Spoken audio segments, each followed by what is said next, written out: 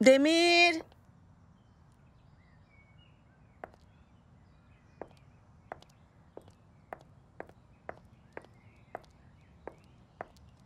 Demir,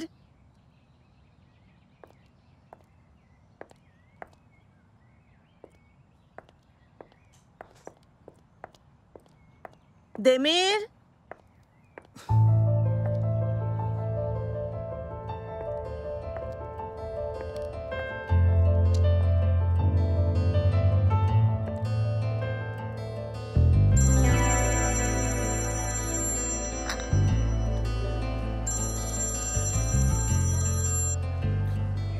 good morning.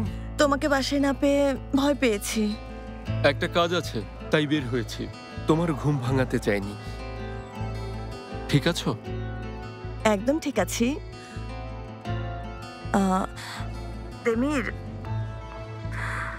আমি গত রাতে। কি হয়েছিল গত রাতে?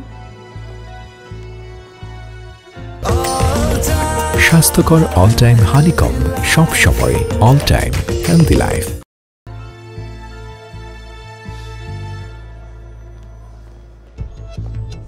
সেলিন, দেমির, আমি রাতে একটু টায়ার্ড ছিলাম। খুব সুন্দর একটা রাত ছিল। তুমি আমার আচরণে কিছু মনে করে থাকলে। আমি কিছুই মনে করিনি, চিন্তা করো না। ফিরে এসে কথা বলবো। আমাকে এখন রাখতে হবে।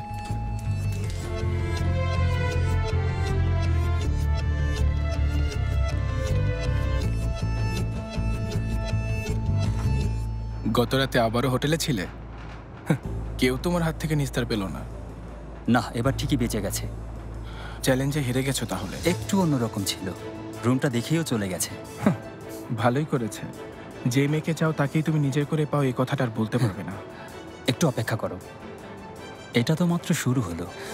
মেয়েটাকে ফুলটুল পাঠাতে দাও, তারপর দেখো কি হয়। আমি তোমাকে না করব, ব্যবহার তো দেখেছই। 1 সপ্তাহ পরেই বুঝবে। দেখা হবে। ঠিক আছে, যাও। আসি।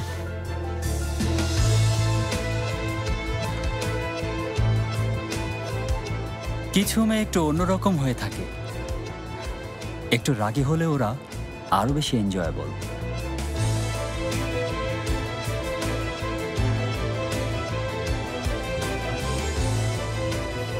Excuse me.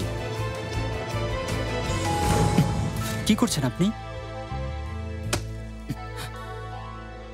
তুমি আমার গার্লফ্রেন্ডকে নিয়ে বাজি ধরেছিলে।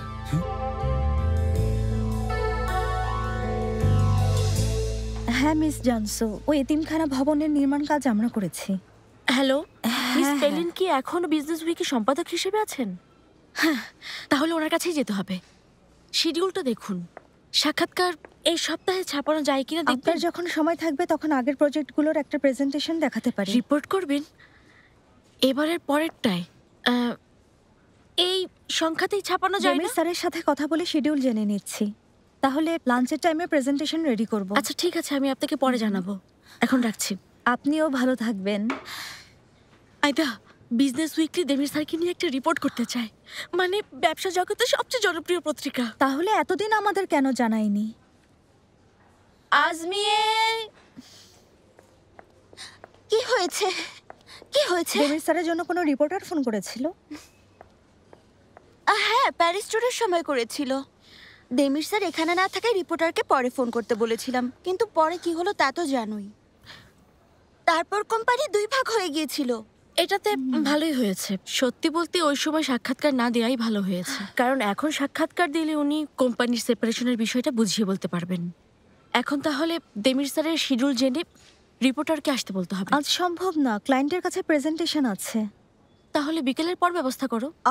একদিনে পরপর 2টা মিটিং, তাও স্যারকে জিজ্ঞেস না করে? উনি তো এখনো আসেননি। সেলিনকে বলো, ও বলতে পারবে কখন আসবেন।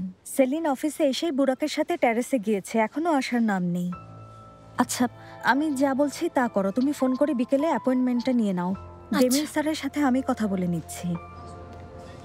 ওকে আমি খুন করব সেলিন, শেষ করে ফেলবো ওকে। প্রথমে তাইলান, এবার বুর্জ। ওরা কি আর ঠিক হবে না? বুরাক, এমন মানুষেরা থাকবেই।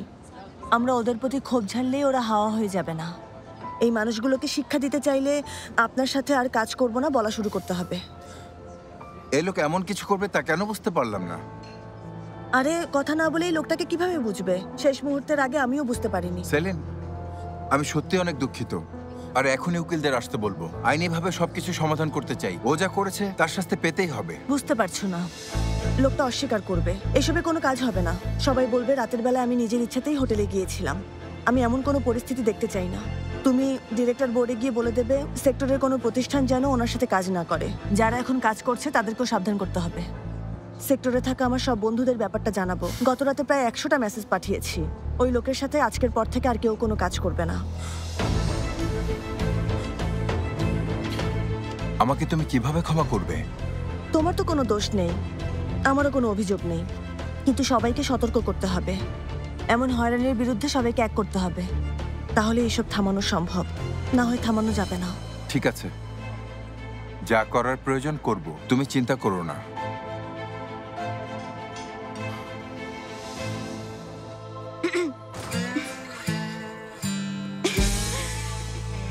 Good morning Demir sir. Good morning Demir sir.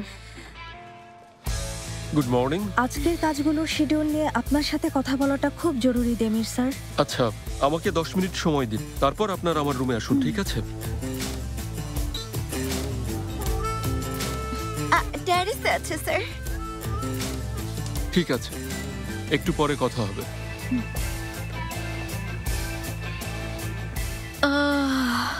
চোখ দুটো শুধু সেলিনকেই খুঁজে বেড়ায়। আমিও দেখেছি। ভালোবাসায় বদলে গেছেন। আগের চেয়ে আরো হ্যান্ডসাম লাগে। জানি না আরো কত হ্যান্ডসাম হবেন। আজমি, কিছু বলো না তুমি।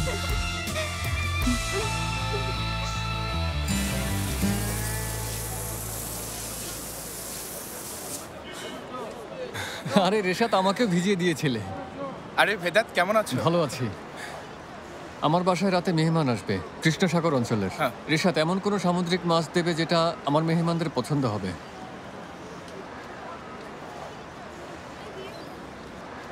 স্যামন না? মাছটা সত্যিই সামুদ্রিক, তাই না? এটাকে একবার মাপো, দেখি কত সেন্টিমিটার। কথা শোনো, 24 সেন্টিমিটারের কম হলে কিন্তু নেব না। 32 আছে। খুব ভালো। রেশাত, তুমি আমাকে এই মাপের 3টা মাছ এখনই পরিষ্কার করে দাও। আচ্ছা।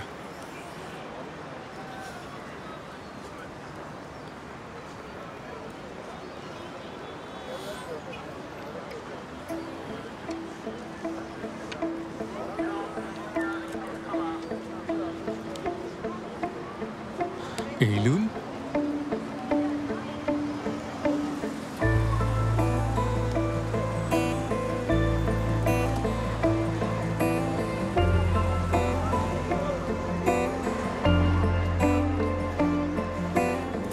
আপনাদের দুজনকেই ধন্যবাদ, খুব ভালো কাজ করেছেন। মিস মার্ভে, রিপোর্টারের সাথে যোগাযোগ করার কাজটা দারুণ হয়েছে। আমি কৃতজ্ঞ, কিন্তু আপনাদের বস এটা নিয়ে বিরক্ত হবেন কিনা তা বলতে পারছি না। আমরা কোঅর্ডিনেশন করে কাজ করছি না দেমির স্যার। আপনি যদি লাভবান হন তাহলে আমরাও লাভবান হব, তাই না? আমরা তো ওভাবে আলাদা হইনি। এ কথাও ঠিক। তাহলে রিপোর্টারের সাক্ষাৎকার আর প্রেজেন্টেশন আজকেই হবে, কিন্তু তার আগে আমাকে একটু বের হতে হবে। ছোট একটা কাজ আছে। দুটো কাজই এখানে করা সম্ভব কিনা তা আমাকে নিশ্চিত করুন। জানাচ্ছি। ঠিক আছে দেমির স্যার। আসুন। এখানে কোনো মিটিং হচ্ছে? জানলে এখন আসতাম না। আসুন মিস সেলিন, বসুন। মিটিং শেষ হয়েছে। আমরা তাহলে এখন উঠি। সময়টা আপনাকে জানিয়ে দেব দেমির স্যার।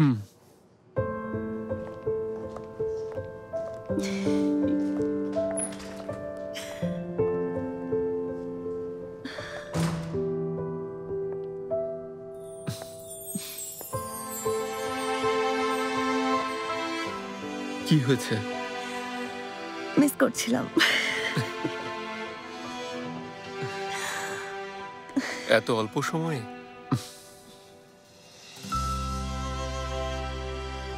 এখন কোনো কাজ আছে, মিটিং বা অন্য কিছু?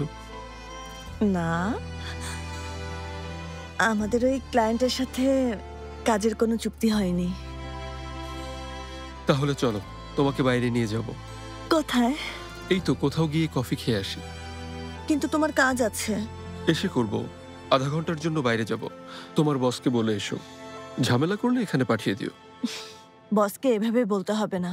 ও তোমার মতো একরোখা না। ও তাই নাকি? ভালো, নিরাপদ থাকবে আমার কাছ থেকে। খুব খারাপ দেমির। তাহলে চলো কফি খেতে যাই।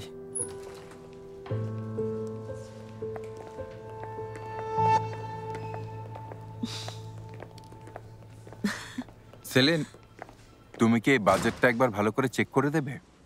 এখনই পাঠাতে হবে। আমি বাইরে আছি। ওকে।